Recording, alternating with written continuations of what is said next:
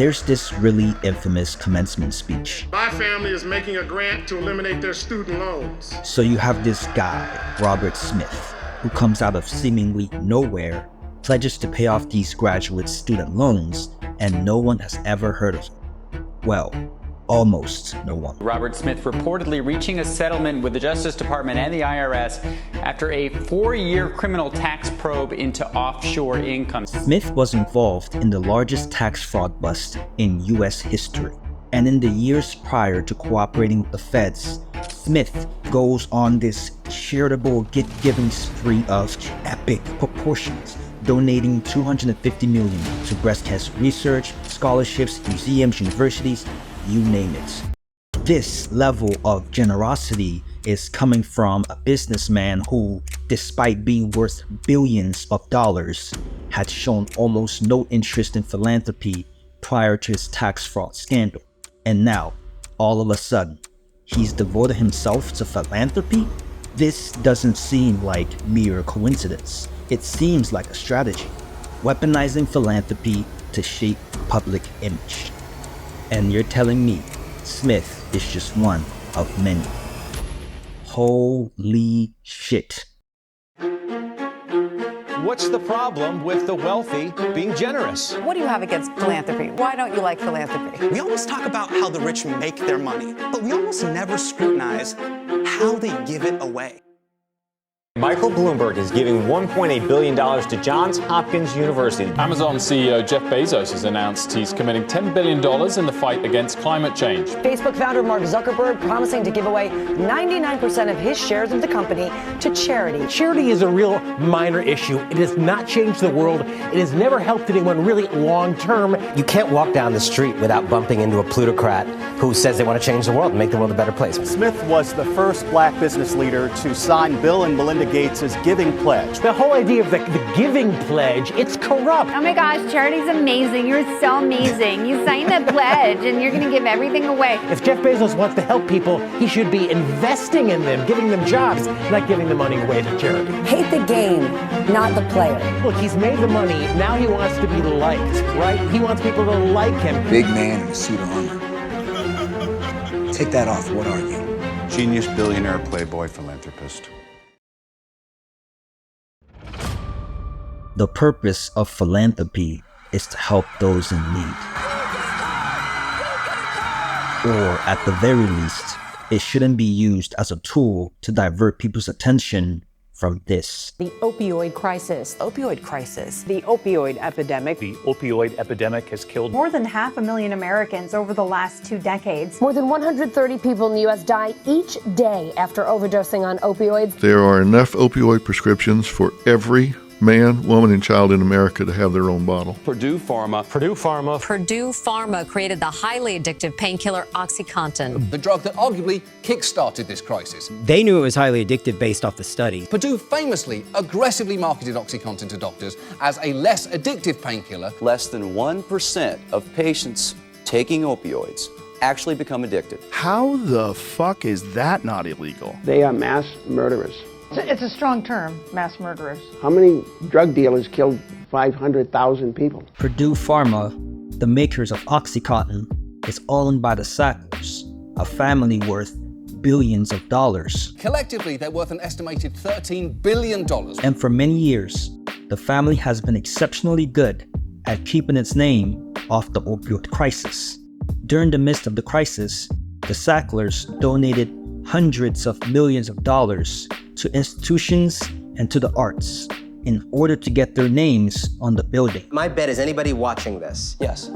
who knew the Sackler name over the last 10 years knew it because of the arts before they knew it about the opioids. Yeah, every museum, it's like Sackler. The Sackler name is on parts of the Met, the Louvre, the Museum of Natural History, the National Gallery in London, the Royal College of Art, an institute at Yale, a library at Oxford, and the Sackler Crossing at the Royal Botanic Gardens. The question is, what work was it doing that their name was getting out there as an arts family? They are supporting arts wings that they hope you and I might go to on a Saturday, and therefore acquire in the very back of our mind some sense that these are fine people. And for a long time, it worked. We cannot underestimate the significant role that legacy plays when it comes to philanthropy.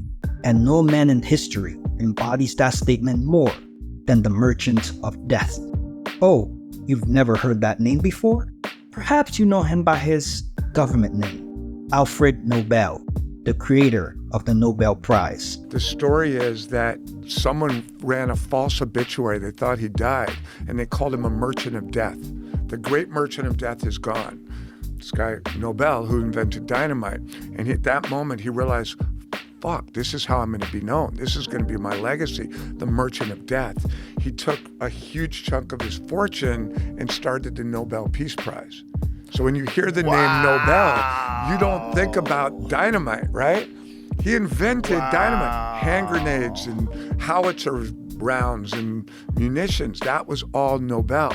Now you just think, oh my God, Barack Obama just won the, Dalai Lama just won the, Martin Luther King and won the, like, this guy made it off of dynamite. Billionaires weaponizing philanthropy to launder their image is nothing new. Okay, the guy you see next to me is the most generous billionaire in the world, and he wants to donate all of it to charity.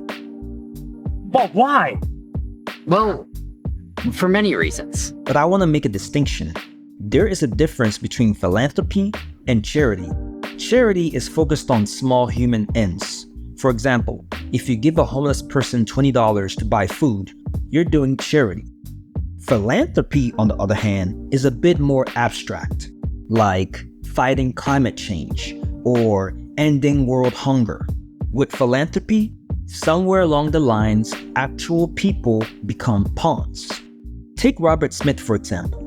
He was accused of colluding with billionaire software CEO Robert Brockman to hide his income. All of this stems from an offshore entity that was created with a $1 billion investment from Houston billionaire Robert Brockman that was made as a seed investment in Vista Equity Partners in 2000. Now, at issue was whether Smith paid taxes on $200 million in profits that he directed to this offshore entity, and whether he failed to properly disclose that entity to tax officials. Around 182 million of those concealed funds were funneled through Smith's Fund 2 Foundation and distributed philanthropically.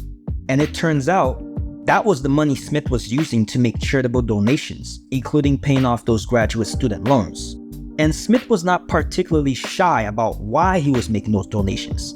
In fact, Smith used his philanthropy as a shield, even going as far as to make it a part of his initial defense to investigators.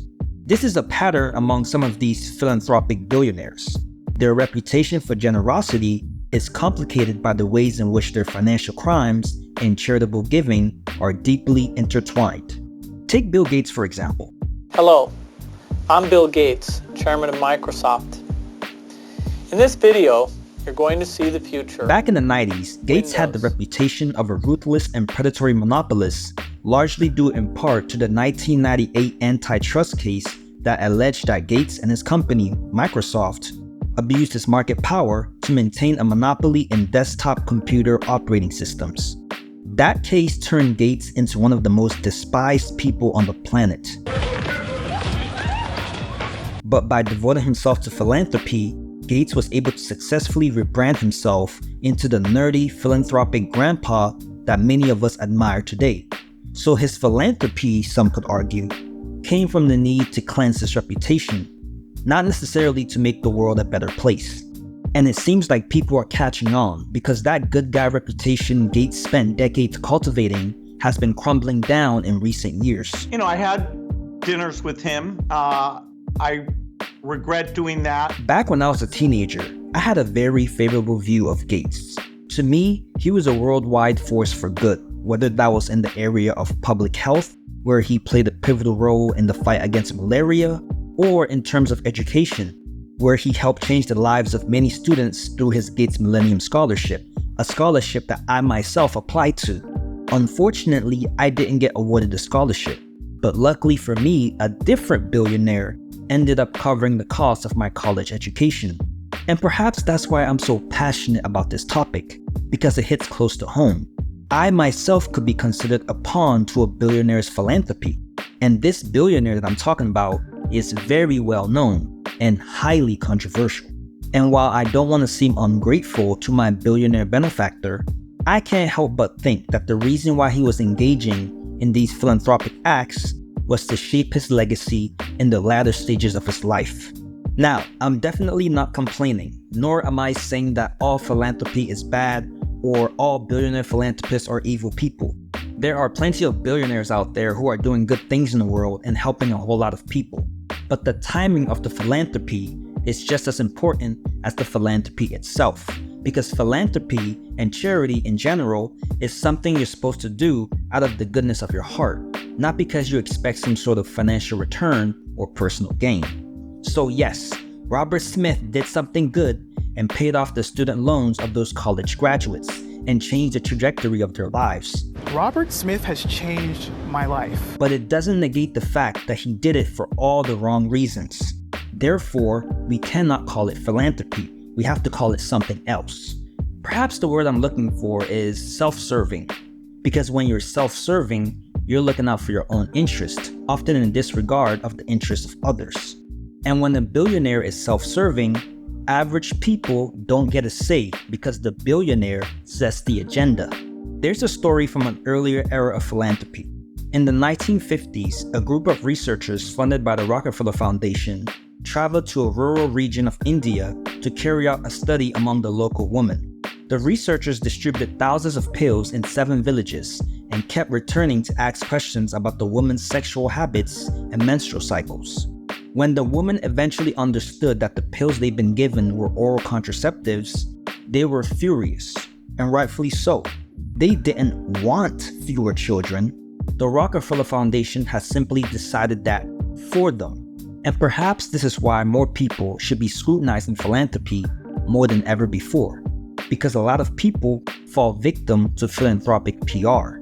And billionaires know this, which is why they use it to their advantage whenever they need to clean up their image.